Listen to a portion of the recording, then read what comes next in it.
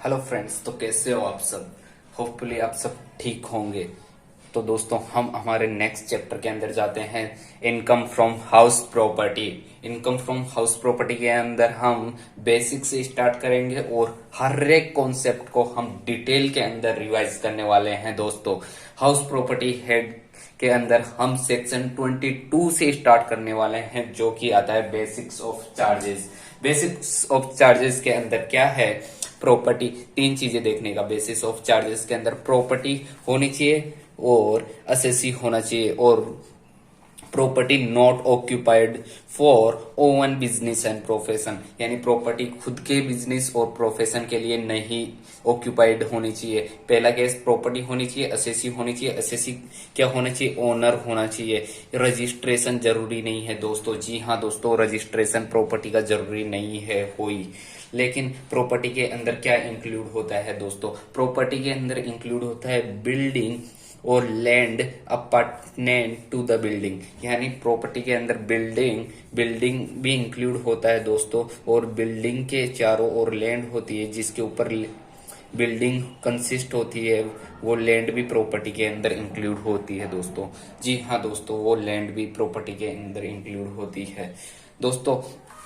Constructor है, उसका renting of property क्या है, मेन बिजनेस है, तो पीजीबीपी इनकम आ जाएगी। Profit and business from business profession, otherwise house property. Otherwise house property यानी कंस्ट्रक्टर का renting of house property main business है, तो पीजीबीपी में आएगा, अदरवाइज हाउस प्रॉपर्टी में। तीन प्रकार की प्रॉपर्टी हाउस प्रॉपर्टी होती है, let out house property, self occupied property, deemed let out property.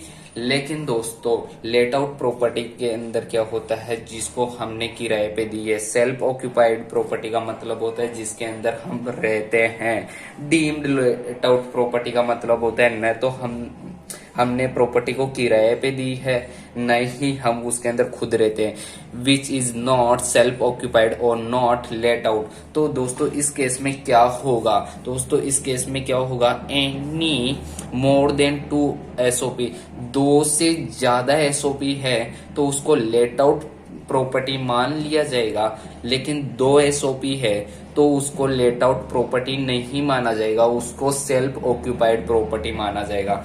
लेकिन दोस्तों, 2 से ज्यादा प्रॉपर्टी है, सपोज एग्जांपल हमारे पास 5 प्रॉपर्टी है, तो यहाँ पे दोस्तों 5 में से 2 प्रॉपर्टी को तो एसओपी मान लिया जाएगा और 3 प्रॉपर्टी को एलओपी मान लिया जाएगा, यानी डीम्ड लेट आउट प्रॉपर्टी मान लिया जाएगा, डीएलओपी। लेट आउट नहीं है लेकिन फिर भी government deemed let out property मान लेगी। लेकिन दोस्तों, यहाँ पे हम आपको बता दिए प्रॉपर्टी क्या होती है, और अब कैसे ग्रोस एनुअल वैल्यू निकालते हैं, कितना आईएफओएस हेड की इनकम आएगी। दोस्तों, यहाँ पे कुछ नहीं है, सिंपल है। आपको क्या लेने का है, म्युनिसिपल वैल्यू लेने का है। फर्स्ट स्टेप, ये सिर्फ फॉर्मेट है, इसको फॉलो करो, हाउस प्रॉपर्टी हेड के हर एक क्वेश्चन का आंसर आ जाएगा दोस्तों। ये सिंगल फॉर्मेट हर एक क्वेश्चन के अंदर यूज होगा। This is very very important. इसके बिना हाउस प्रॉपर्टी हेड का कोई भी क्वेश्चन नहीं हो पाएगा दोस्तों। यहाँ पे क्या होगा, फर्स्ट स्टेप फॉलो करना है, म्युनिसिपल वैल्यू और fair rent whichever is higher. Municipal value, fair rent whichever is higher. Third step आ जाएगा, और वहां हाइयर से स्टैंडर्ड रेंट को कंपेयर करो, विच एवर इज लोअर आ जाएगा एक्सपेक्टेड रेंट, और expected rent actual rent whichever is higher gross annual value. Gross annual value में से म्युनिसिपल टैक्स ओनर ने पे किया है तो माइनस कर दो, आ जाएगा नेट एनुअल वैल्यू। एनएवी में से सेक्शन 24 के डिडक्शन मिलेंगे। जी हाँ दोस्तों, सेक्शन 24 के डिडक्शन मिलेंगे। क्या इतना डिडक्शन मिलेगा, 30% ऑफ एनएवी, 30% ऑफ एनएवी और इंटरेस्ट ऑन बोरोड कैपिटल। इन दोनों को माइनस कर दोगे, आ जाएगा income from house property. That is very easy, that is very easy दोस्तों, यही था। This video is totally exam oriented. So guys, we are doing all the question for you guys. हमारे को पिछले वीडियोस में ये पता चला है कि हमने क्वेश्चन बहुत कम किए हैं, लेकिन दोस्तों एग्जाम में क्वेश्चंस इंपॉर्टेंट है, तो हम हर एक क्वेश्चन आपको यहाँ पे करके बताएंगे। दोस्तों question number 3 that is important for your exams. Jayshree house 5 house property. देखो जयश्री के पास कितनी हाउस प्रॉपर्टी है? 5 हाउस प्रॉपर्टी है। कहाँ पे है दोस्तों? चेन्नई में है। All of which are let out, पूरे के पूरे 5 हाउस प्रॉपर्टी लेट आउट की हुई है दोस्तों, किराए पे दी है। तो उनका सबका municipal value, fair rent, standard rent और एक्चुअल रेंट सब कुछ दिया हुआ है दोस्तों। That is very simple. तो यहाँ पे हम आपको पांचों हाउस प्रॉपर्टी की जीएवी कैलकुलेट करना है। यहाँ पे पांचों हाउस प्रॉपर्टी की जीएवी कैलकुलेट करना है। तो दोस्तों हम आपको हर एक हाउस प्रॉपर्टी की जीएवी कैलकुलेट करके बता दें। हाउस प्रॉपर्टी 1 2 3 4 5, ये हाउस प्रॉपर्टी 1 2 3 4 5 5 हाउस प्रॉपर्टी है। Particulars, municipal value, fair rent, whichever is higher, that is step number 3। और यहाँ पे क्या होगा? चौथी स्टेप आएगी standard rent, whichever is lower is expected rent ER, और यहाँ पे कंपेयर कर देने का एक्चुअल रेंट से आ जाएगा आपका GAV। That is very simple दोस्तों। यहाँ पे विचएवर इज हायर करने का। तो दोस्तों यहाँ पे म्युनिसिपल वैल्यू फर्स्ट एग्जांपल में क्या है दोस्तों? म्युनिसिपल वैल्यू कितना है? 80,000 है। 80,000 और 90,000, whichever is higher 90,000। और दूसरा स्टैंडर्ड रेंट दोस्तों नॉट अवेलेबल, हमारे को दिया हुआ ही नहीं है, तो यहाँ पे 0 नहीं लिखने का, नॉट अवेलेबल ही लिख दो। तो यहाँ पे whichever is lower, ये तो पता नहीं, तो 90,000 is lower. Actual rent, what is actual rent? 72,000। whichever is higher, दोनों में से ज्यादा कौन सा है? 90,000। तो दोस्तों ये आ गया आपका GAV। ऐसे ही सेकंड केस के अंदर होगा। म्युनिसिपल वैल्यू कितना है? 55,000। फेयर रेंट कितना है? 60,000। इन दोनों में से ज्यादा कौन सा है? 60,000। और स्टैंडर्ड रेंट यहाँ पे दिया हुआ है 75,000। इनमें से कम कौन है? 60,000। दोस्तों एक्चुअल रेंट कितना है? 72,000।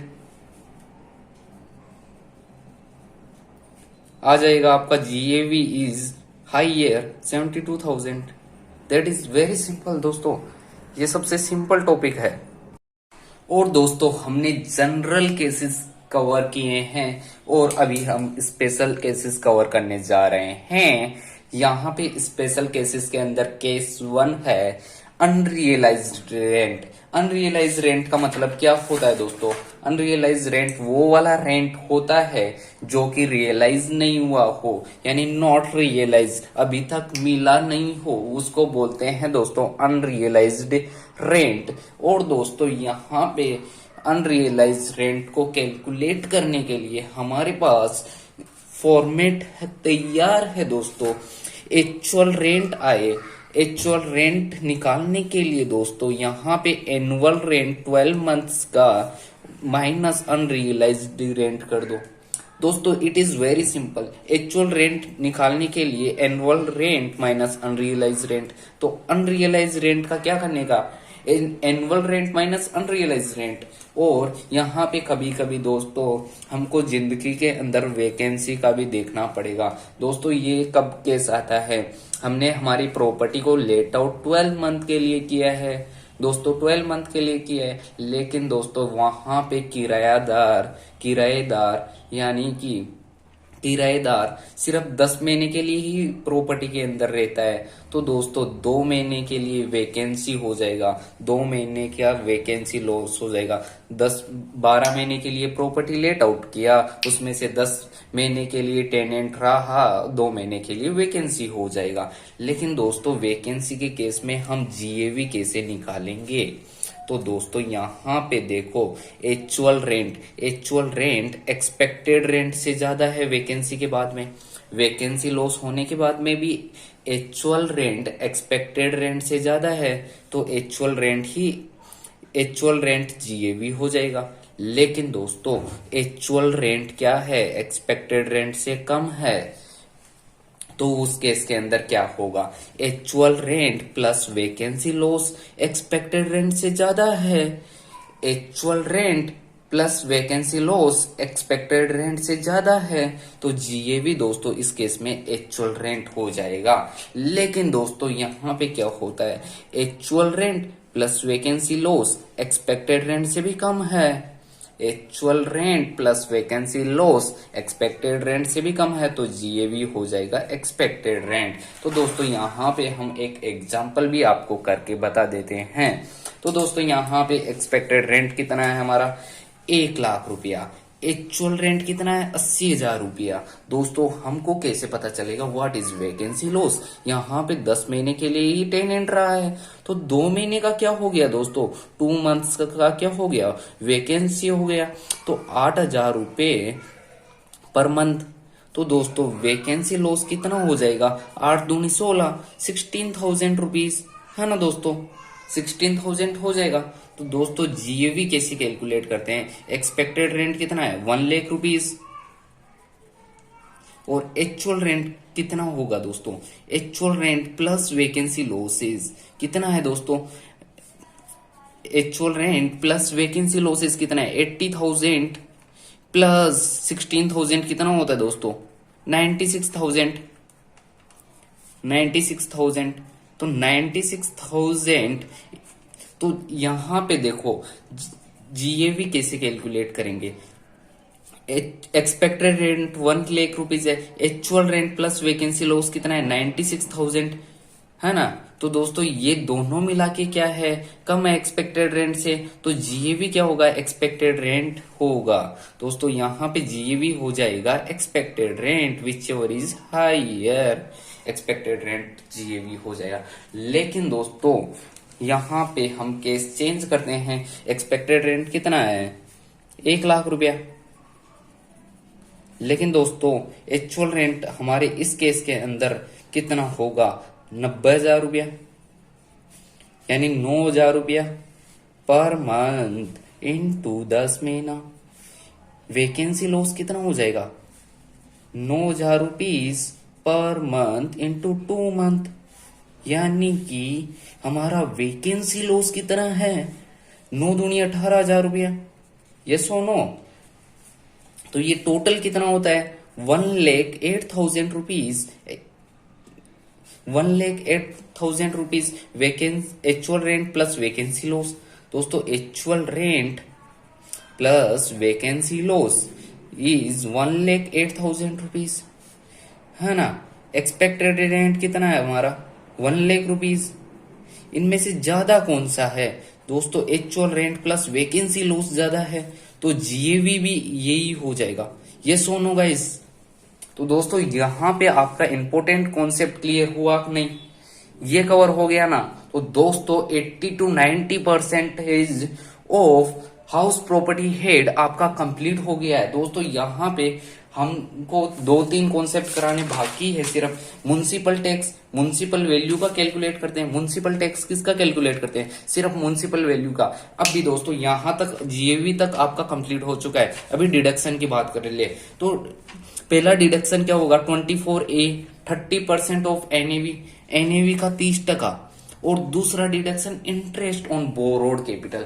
इंटरेस्ट ऑन बोरोड कैपिटल क्या होता है दोस्तों, तो दोस्तों हम इंटरेस्ट ऑन बोरोड कैपिटल यानी जो हमने कैपिटल बोरो की है उसके ऊपर हम इंटरेस्ट पे करते हैं, उसका डिडक्शन मिल जाएगा। यस और नो गाइस, यस। तो हम इंटरेस्ट ऑन बोरोड कैपिटल का पहले एक बार लिख लेते हैं, फिर आपको डिटेल में अंडरस्टैंड करवाएंगे। यस और नो गाइस, और दोस्तों यहाँ पे हमने लिख लिया है। और अब हम बता देते हैं इंटरेस्ट ऑन बोरोड कैपिटल पे कितना डिडक्शन मिलेगा।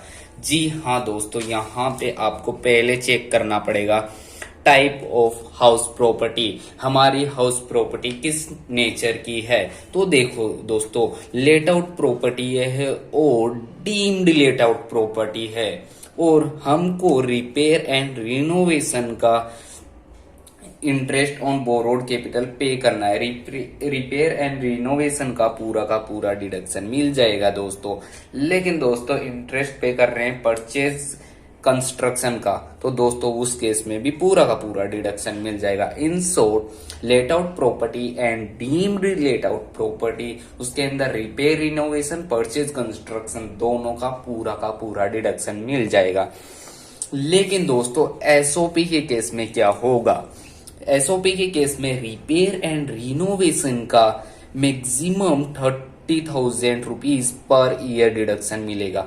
लेकिन दोस्तों वहां पे ही परचेज कंस्ट्रक्शन का कितना डिडक्शन मिलेगा? दोस्तों यहाँ पे मैक्सिमम डिडक्शन मिलेगा 2 लाख रुपीज पर ईयर पर ओनर, यानी कि 2 लाख रुपया 1 साल का डिडक्शन मिलेगा एक ओनर को।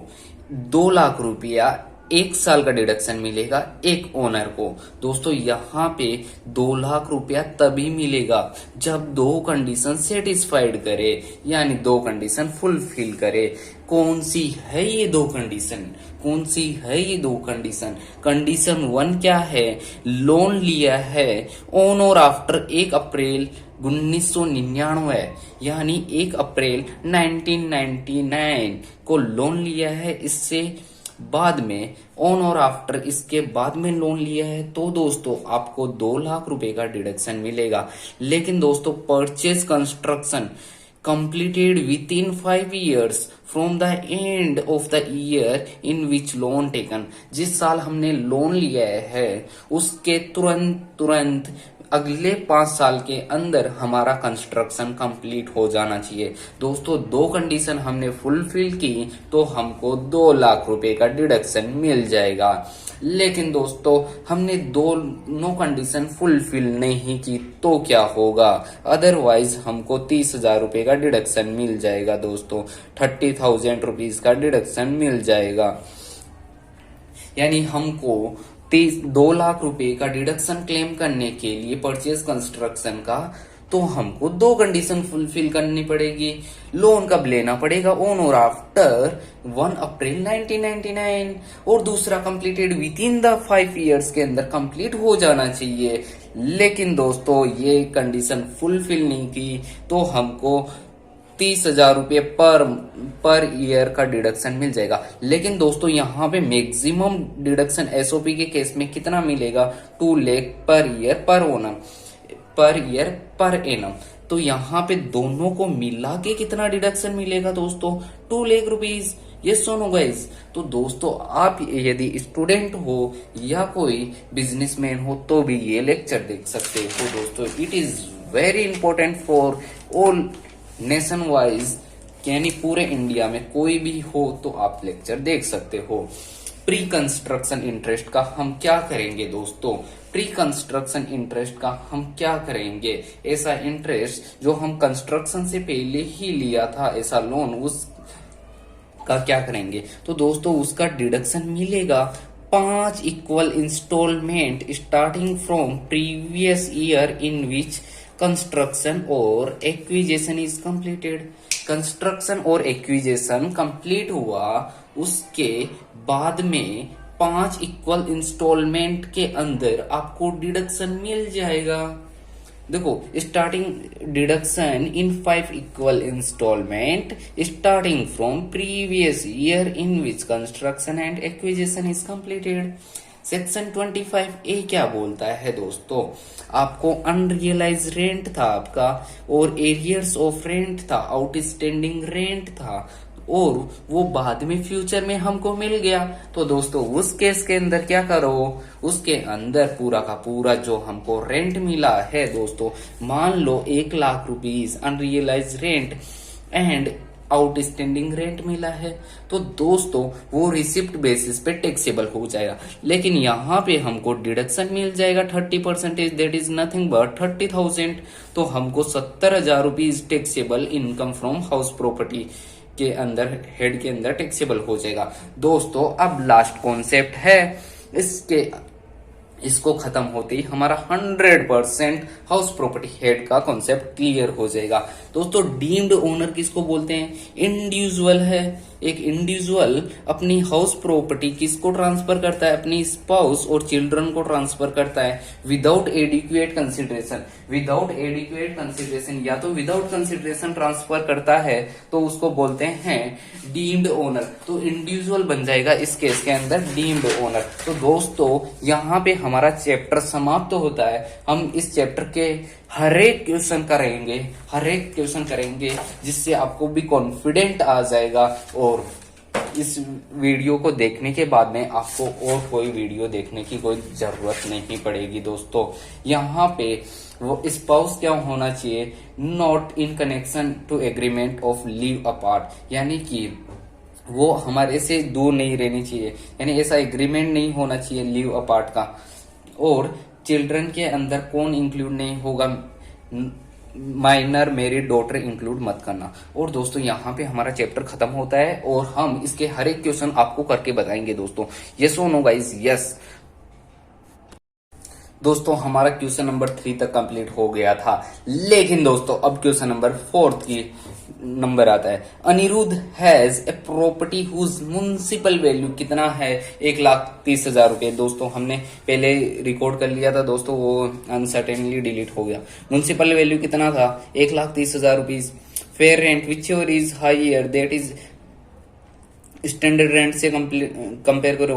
हाइयर कौन सा है? 1,30,000। स्टैंडर्ड रेंट से कंपेयर करो। स्टैंडर्ड रेंट है कितना? 1,20,000 रुपये। कंपेयर किया, एक्सपेक्टेड रेंट आ गया आपका 1,20,000 रुपीज। लेकिन दोस्तों एक्चुअल रेंट हम यहाँ पे कैलकुलेट करने वाले थे। एक्चुअल रेंट क्या होता है दोस्तों? Actual rent annual rent. Annual rent क्या होता है? एनुअल रेंट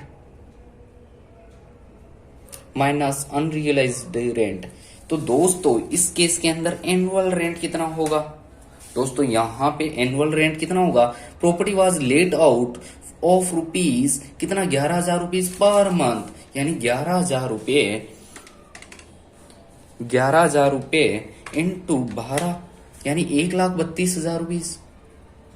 अनरियलाइज्ड रेंट कितना है दोस्तों? 11,000 रुपये। 11,000 रुपये अनरियलाइज रेंट है तो माइनस कर दो यहाँ पे, सिंपल। 1,21,000 रुपये। ये सुनो गाइस, तो 1,21,000 रुपये क्या हो जाएगा? एक्चुअल रेंट हो जाएगा। तो यहाँ पे whichever is higher GAV आ जाएगा। 1,21,000 इज जीएवी। तो दोस्तों यहाँ पे भी 1,21,000 सही है आंसर। बेस ये सिंपल स्टेप फॉलो करना है यहाँ पे और कुछ नहीं। This step must be followed in entire chapter, you get definitely all the answers. तो दोस्तों यहाँ पे हम क्वेश्चन नंबर 5 करने जा रहे हैं। यहाँ पे क्या है? गणेश के पास प्रॉपर्टी है जिसकी म्युनिसिपल वैल्यू कितना है? 2,50,000 रुपये, है ना दोस्तों? क्वेश्चन नंबर 5 कर रहे हैं। गणेश के पास प्रॉपर्टी है जिसकी म्युनिसिपल वैल्यू कितनी है? 2,50,000 रुपये।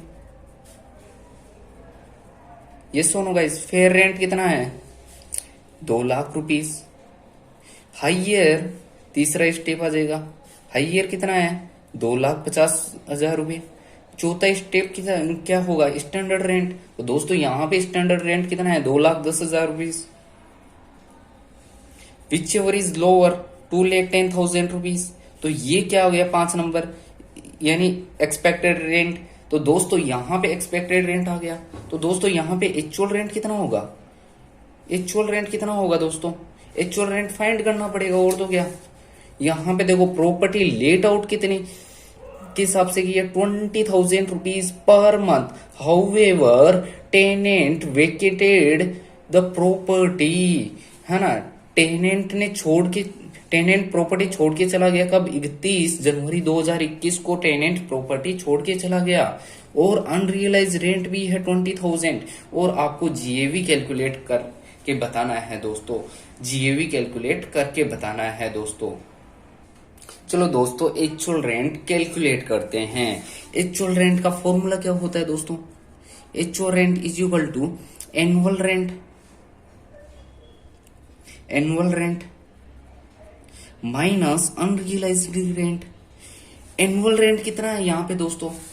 दोस्तों 20,000 रुपीज पर मंथ टेनेंट ने कहां तक रेंट पे किया है? 31 जनवरी तक। तो दोस्तों टेनेंट ने यहाँ पे 10 महीने का रेंट पे किया है।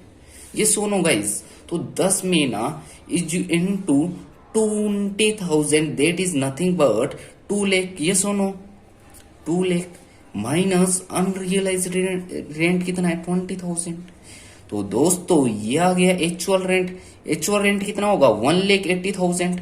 ये सुनो गाइस 1,80,000 है ना। तो हमने आपको कॉन्सेप्ट बताया था एक्चुअल रेंट, इस केस के अंदर वैकेंसी लॉस आ रहा है ना। 2 महीने का वैकेंसी लॉस आ रहा है क्योंकि टेनेंट 31 जनवरी को ही छोड़ के चला गया था। तो दोस्तों एक्चुअल रेंट कितना है? 1,80,000 plus vacancy loss, vacancy loss कितना है दोस्तों? वैकेंसी लॉस 2 महीने का है तो 40,000 रुपए, 20,000 इंटू 2। तो दोस्तों यहाँ पे 2,20,000 रुपीज आ जाएगा। तो जीएवी क्या होगा? Actual rent, actual rent plus vacancy loss क्या है? जीएवी एक्सपेक्टेड रेंट से ज्यादा है। एक्सपेक्टेड रेंट कितना है? 2,10,000 रुपीज और actual rent plus vacancy loss कितना है? 2,20,000 रुपीज। तो क्या होगा? GAV, GAV is equal to actual rent, GAV is equal to actual rent. तो दोस्तों यहाँ पे हमारा एक्चुअल रेंट कितना है? 1,80,000 रुपीज है ना। तो दोस्तों 1,80,000 रुपीज है। तो दोस्तों यहाँ पे जीएवी कितना होगा? 1,80,000 रुपीज। ये सुनो गाइस, जीएवी कितना होगा? 1,80,000 rupees. GAV 1,80,000 rupees. Format follow करो और कुछ नहीं। दोस्तों अब हम क्वेश्चन नंबर 6 करने जा रहे हैं। यहाँ पे क्या है? श्रीमती राजलक्ष्मी के पास हाउस प्रॉपर्टी है। कहाँ पे? चेन्नई में है, जिसकी म्युनिसिपल वैल्यू कितना है? Question number 6। यहाँ पे स्टार्ट कर दो, क्वेश्चन पढ़ते ही क्वेश्चन को स्टार्ट कर दो, that is very easy. Municipal value कितना है? 5 लाख रुपीज। फेयर रेंट कितना है दोस्तों यहाँ पे इस क्वेश्चन में? फेयर रेंट कितना है दोस्तों? फेयर रेंट कितना है यहाँ पे? 4,20,000 रुपीज।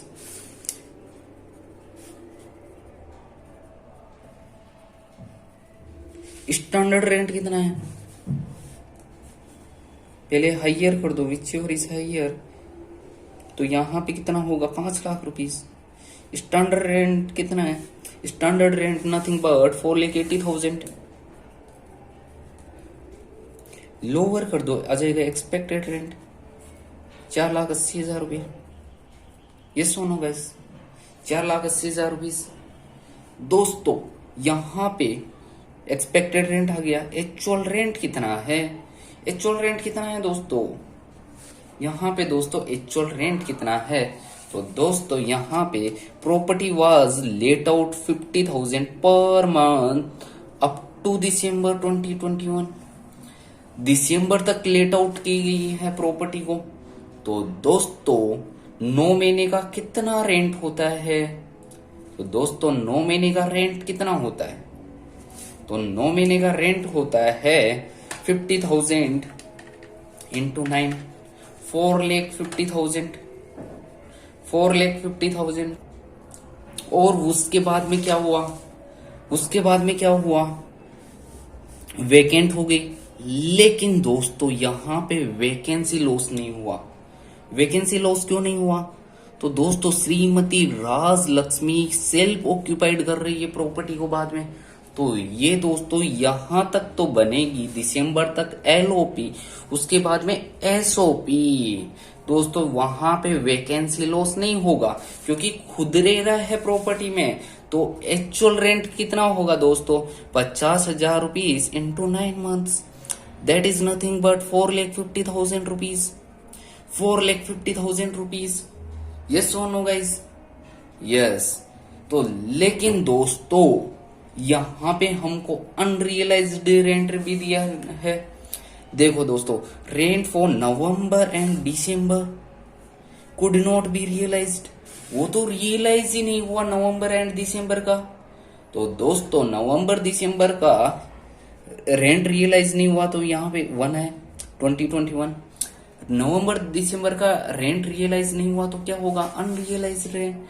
अनरियलाइज रेंट का हम क्या करते हैं दोस्तों, यहाँ पे एक्चुअल रेंट एनुअल रेंट में से देखो, एक्चुअल रेंट का फॉर्मूला क्या होता है? Annual rent minus unrealise rent. Annual rent कितना है? 4,50,000 दोस्तों, माइनस अनरियलाइज्ड रेंट कितना है?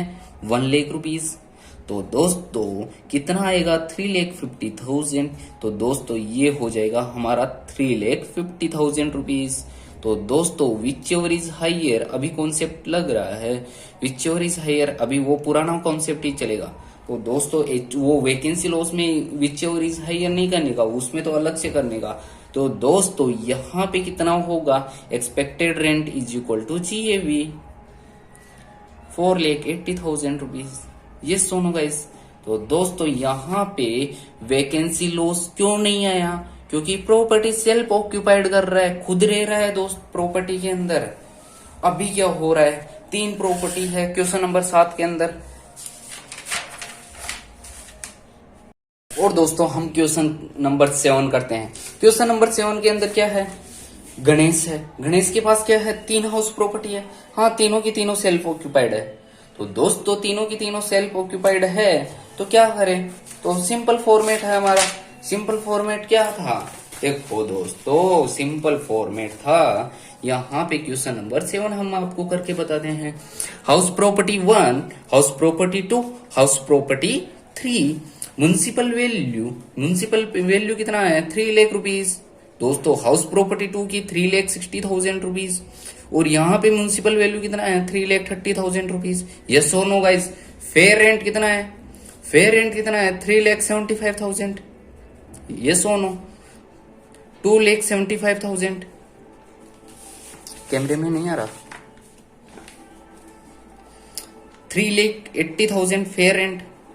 दोस्तों आ जाएगा ABC, इसमें से हाइयर यानी इन दो में से हाइयर कितना है?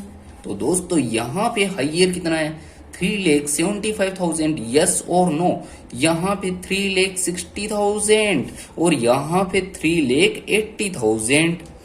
और दोस्तों यहाँ पे हम इसको डी से कंपेयर करेंगे। डी बोले तो क्या? Standard rent. स्टैंडर्ड रेंट कितना है यहाँ पे? स्टैंडर्ड रेंट बोले तो 3,50,000 रुपीज, और यहाँ पे 3,70,000 रुपीज, और यहाँ पे 3,75,000 रुपीज। दोस्तों आप भी केयरफुली कीजिए। दोस्तों यहाँ पे लोअर कितना आएगा? लोअर बोले तो 3,50,000 रुपीज, जो कि ई बोले तो एक्सपेक्टेड रेंट जो कि लोअर है। जी हाँ गाइस, 3,60,000 लोअर है। यहाँ पे लोअर कितना है? 3,75,000। ये एक्सपेक्टेड रेंट आ गया। ई एफ बोले तो क्या? Actual rent. एक्चुअल रेंट दोस्तों हमारे को दिया हुआ ही नहीं है क्वेश्चन में, तो दिया हुआ ही नहीं है तो हम भी क्यों ले, है ना? Which ever is higher? 3,50,000, 3,60,000, 3,75,000। ये क्या आ गया? GAV आ गया। यहाँ पे म्युनिसिपल टैक्स माइनस कर दो। म्युनिसिपल टैक्स किसका होता है? म्युनिसिपल वैल्यू, है ना? Municipal value. दोस्तों म्युनिसिपल वैल्यू फर्स्ट के अंदर कितना है? फर्स्ट कितना है म्युनिसिपल वैल्यू और म्युनिसिपल टैक्स? दोस्तों दोनों ही बता दो आपको, है ना? तो दोस्तों म्युनिसिपल टैक्स कितना है? पे करना है यहाँ पे। अरे यार फोकस नहीं था इतनी देर। म्युनिसिपल वैल्यू का म्युनिसिपल टैक्स यानी 3,00,000 रुपीज का म्युनिसिपल टैक्स कितना? 12%, दैट इज नथिंग बट 36,000। और यहाँ पे कितना? 8%।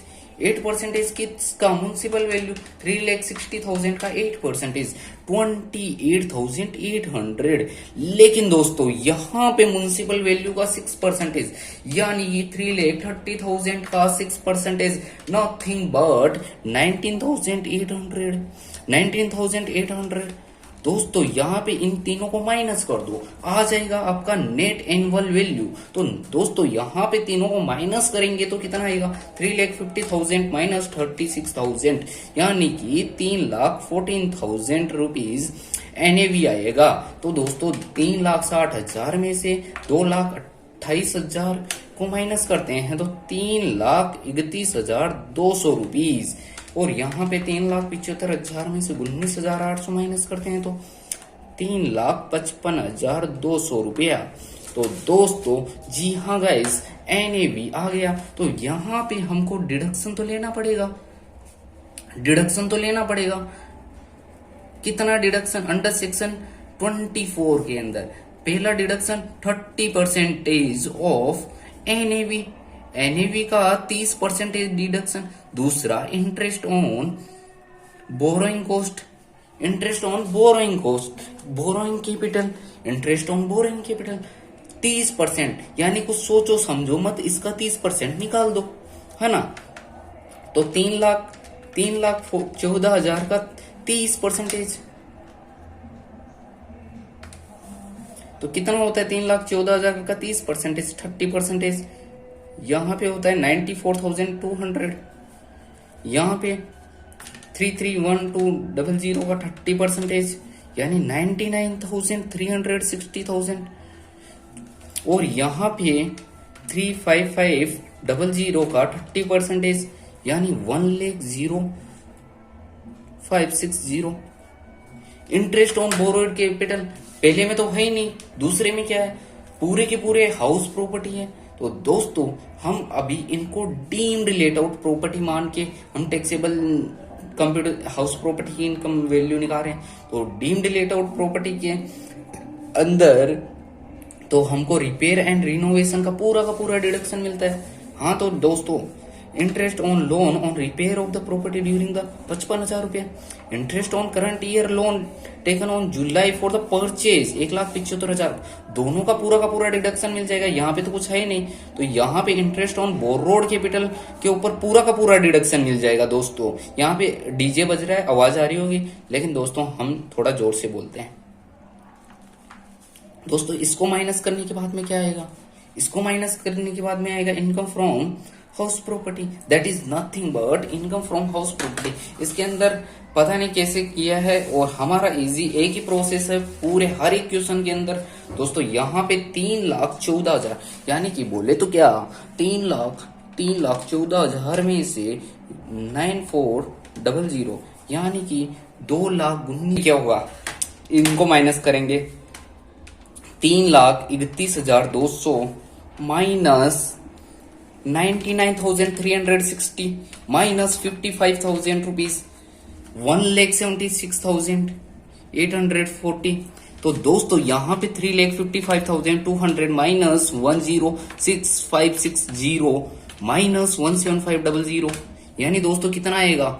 3,73,640। तो दोस्तों हमारा आ गया इनकम फ्रॉम हाउस प्रॉपर्टी। लेकिन दोस्तों ये तो हम डीम्ड लेट आउट प्रॉपर्टी माने, लेकिन दोस्तों अब इनके अंदर से किन्हीं भी दो को एसओपी मान लो, बाकी को तीसरी को डीम्ड लेट आउट प्रॉपर्टी मान के टैक्स पे करना है।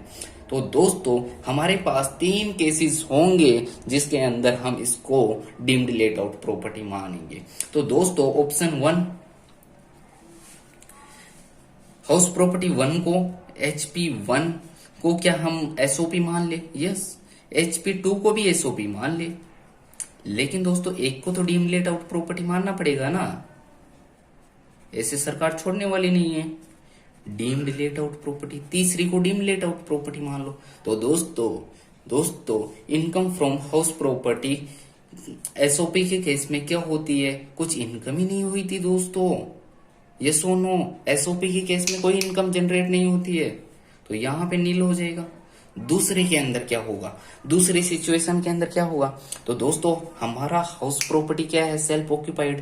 तो सेल्फ ऑक्यूपाइड है तो interest on borrowed capital repair and renovation का कितना डिडक्शन मिलेगा। तो दोस्तों हमने आपको बोला था रिपेयर एंड रिनोवेशन का डिडक्शन मिलता है 30,000 रुपीज। तो यहाँ पे कितना है रिपेयर एंड रिनोवेशन, 55,000 रुपीज। तो दोस्तों हमको डिडक्शन तो मिलेगा 30,000 रुपीज का। हाँ तो 30,000 का डिडक्शन ले लो। लेकिन दोस्तों डीम्ड लेट आउट प्रॉपर्टी के अंदर इनकम फ्रॉम हाउस प्रॉपर्टी 73,640। तो टोटल के अंदर इनकम फ्रॉम हाउस प्रॉपर्टी कितना आ रहा है मेरे दोस्तों, 73,640 minus 30,000, that is nothing but 43,640। हम बहुत स्लो जा रहे हैं इस वीडियो में। ऑप्शन टू के अंदर क्या होगा, हाउस प्रॉपर्टी 1 है ना। हाउस प्रॉपर्टी 1 को क्या मानेंगे हम, एसओपी मान लेंगे। हाउस प्रॉपर्टी 2 को क्या मानेंगे, तो दोस्तों डीम्ड लेट आउट प्रॉपर्टी मानना पड़ेगा, कोई ऑप्शन ही नहीं है ना। हाउस प्रॉपर्टी 3 को क्या मानेंगे, हाँ इसको भी एसओपी मान लेते हैं। तो दोस्तों एसओपी की वैल्यू क्या होगी इसमें, तो नील। तो दोस्तों डीम्ड लेट आउट प्रॉपर्टी के अंदर हमको टैक्स पे करना पड़ेगा इसके ऊपर, ये सुनो गाइस। लेकिन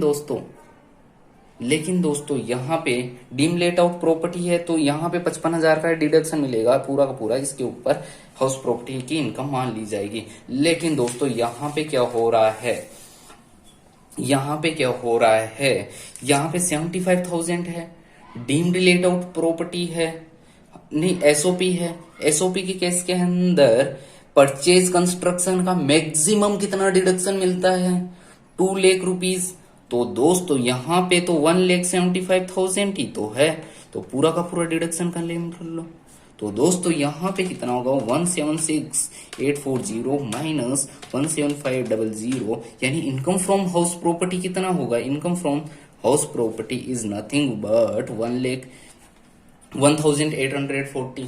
तो दोस्तों यहाँ पे ऑप्शन 3 के अंदर क्या करते हैं दोस्तों, हाउस प्रॉपर्टी 1 को क्या लेते हैं, deemed let out property. House property 2 को क्या लेते हैं, एसओपी। हाउस प्रॉपर्टी 3 को क्या लेते हैं, एसओपी।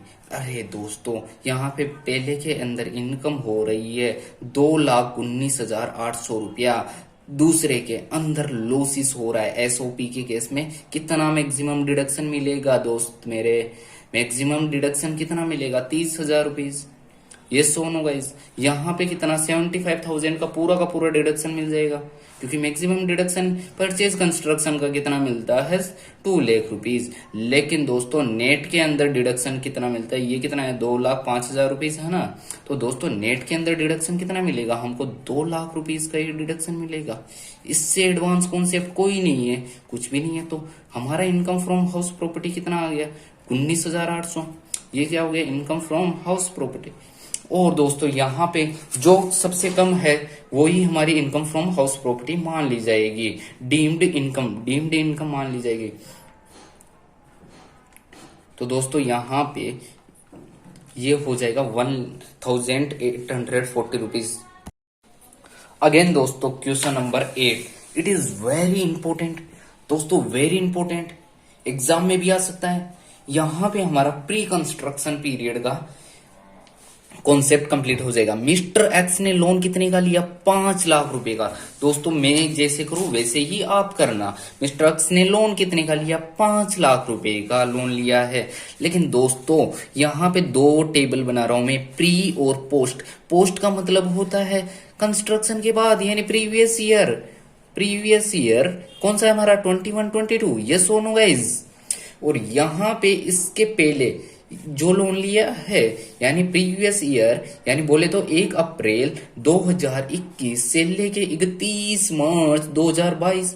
तो यहां से इससे पहले वाला लोन है वो क्या आ जाएगा, प्री कंस्ट्रक्शन लोन लिया था। तो दोस्तों यहाँ पे कब लोन लिया था, तो क्वेश्चन में पढ़ो, प्रॉपर्टी कंस्ट्रक्शन के लिए लोन लिया था है ना, फॉर कंस्ट्रक्शन के लिए लिया था, किसका, प्रॉपर्टी की कंस्ट्रक्शन का। लोन कब लिया, लोन कब लिया? 1 अक्टूबर 2020 को, है ना।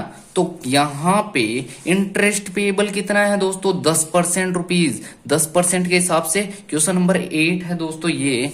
10% के हिसाब से आपको इंटरेस्ट ऑन लोन पे करना है। तो दोस्तों कंस्ट्रक्शन कंप्लीट कब हो गया? 30 जून 2021, यानी करंट प्रीवियस ईयर में कंप्लीट हुआ है। तो दोस्तों यहाँ पे 31/3/2021 ये क्या हो गया? प्री कंस्ट्रक्शन, और ये हो गया पोस्ट कंस्ट्रक्शन। अब दोस्तों बारी आती है प्री कंस्ट्रक्शन लोन का। तो दोस्तों यहाँ पे इंटरेस्ट ऑन लोन कितना होगा प्री कंस्ट्रक्शन का? 10%, है ना। 10%, 10% कितने महीने का? अक्टूबर, नवंबर, दिसंबर, जनवरी, फरवरी, मार्च। अक्टूबर, नवंबर, दिसंबर, जनवरी, फरवरी, मार्च, बोले तो कितना? 6 महीना, है ना। 6 महीना, तो 6 महीने का। तो दोस्तों यहाँ पे 5 लाख इंटू 10%, दैट इज 50,000। ये भी 6 महीने का, तो 25,000 रुपये प्री कंस्ट्रक्शन इंटरेस्ट। तो दोस्तों हमने बोला था आपको प्री कंस्ट्रक्शन इंटरेस्ट का 5 इक्वल इंस्टॉलमेंट में डिडक्शन मिलेगा। 5 इक्वल इंस्टॉलमेंट में डिडक्शन मिलेगा, तो कितना डिडक्शन मिलेगा? यानी 5 से डिवाइड कर दो, तो 5,000 रुपये प्री कंस्ट्रक्शन इंटरेस्ट का डिडक्शन ले सकते हैं। लेकिन दोस्तों यहाँ पे पोस्ट कंस्ट्रक्शन का डिडक्शन कितना मिलेगा? 10%। यहाँ पे कितने महीने हैं? ये 12 महीने है ना। तो 12 महीने बोले तो कितना? 50,000 रुपीज इंटरेस्ट आता है। तो दोस्तों यहाँ पे ये प्री कंस्ट्रक्शन और ये पोस्ट कंस्ट्रक्शन, तो दोस्तों दोनों को मिला है तो कितना होता है ना। तो 55,000 रुपीज, तो 55,000 रुपये का आपको डिडक्शन मिल जाएगा। तो दोस्तों यहाँ पे क्वेश्चन के अंदर ये सब बोला है ना। तो यहाँ पे क्या हो रहा है? क्वेश्चन समझ में आया क्या? मिस्टर एक्स ने लोन लिया 5 लाख रुपए का। कंस्ट्रक्शन स्टार्ट हुआ 1 अक्टूबर को, है ना। प्री के अंदर यानी पिछले से पिछले साल 31 मार्च 2021 तक 10%, यानी 6 महीने का 10%, 25,000 को 5 इक्वल इंस्टॉलमेंट में डिडक्शन मिलेगा। डिडक्शन 5 इक्वल इंस्टॉलमेंट में मिलेगा, तो अगले साल का प्रीवियस ईयर में तो पूरा ही डिडक्शन मिल जाएगा 50,000 रुपये, क्योंकि हमने प्रॉपर्टी लेट आउट है। तो टोटल इंटरेस्ट का डिडक्शन कितना मिल जाएगा दोस्तों? 55,000 रुपीज मिल जाएगा। Question is complete here. तो दोस्तों यहाँ पे क्वेश्चन नंबर 9 के अंदर बात करें तो दोस्तों यहाँ पे इसके पास, मानस के पास 2 हाउस प्रॉपर्टी है। कहाँ पे? एक तो बॉम्बे के अंदर है ना। बॉम्बे में क्या रहता है? उसकी फैमिली रहती है, तो क्या है? एसओपी है। और दूसरी प्रॉपर्टी है दिल्ली के अंदर जो कि अनऑक्यूपाइड है। दोनों, एक में तो फैमिली रहती है, दूसरे के अंदर अनऑक्यूपाइड है। तो दोस्तों दूसरी भी खाली है। कहाँ पे? चंडीगढ़ के खुद कहाँ पे रहता है? चंडीगढ़ के अंदर रहता है, रेंटेड हाउस के अंदर। For the acquisition of house property at a Bombay, Bombay वाली हाउस प्रॉपर्टी को लेने के लिए ही हैज टेकन ए लोन, उसने लोन लिया था कितने का? 30 लाख रुपए का, 10% पर एनम के हिसाब से। तो दोस्तों 30 लाख रुपए का 10% के हिसाब से कितना लोन होता है? 3 लाख रुपीज लोन होता है।